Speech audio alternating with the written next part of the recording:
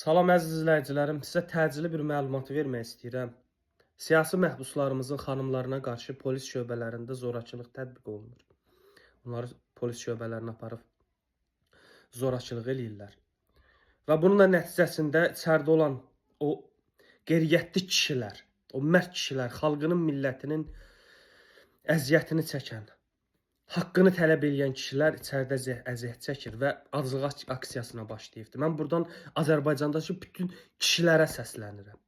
Bütün kişilərə səslənirəm ki, qeyriyyəti, namusu, şərəfi, ləyaqəti olan bütün kişilər qalxın ayağa.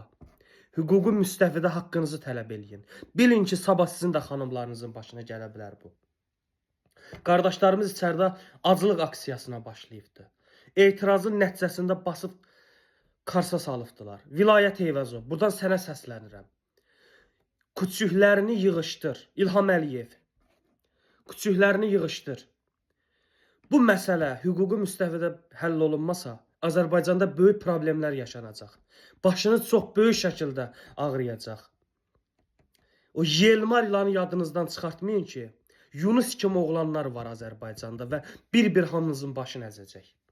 Mən buradan tələb eləmirəm ki, hər kəs Yunus kimi çıxsın, haqqını tələb eləsin.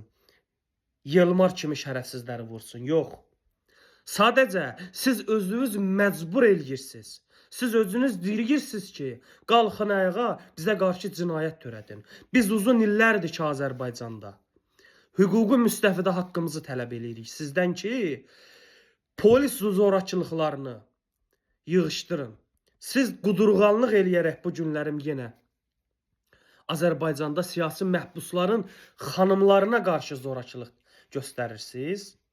Yəni bunun axırı yaxşı olmayacaq. Buradan yenə səslənirəm sizə. Daxili İşlər Nazirliyinə, bütün daxili orqanlara səslənirəm. Bütün məmurlara, rəislərə, polislərə səslənirəm. Bu məsələni hüquqi şəkildə həll eləyin. Əgər ki, hüquqi şəkildə bu məsələni həll eləməsəz, Azərbaycanda böyük problemlər yaşanacaq. Xalq və dövlət arasında böyük çaxnaşmalar olacaq ki, bu sizin üçün heç xeyirli olmayacaq. Özünüzü yığışdırın.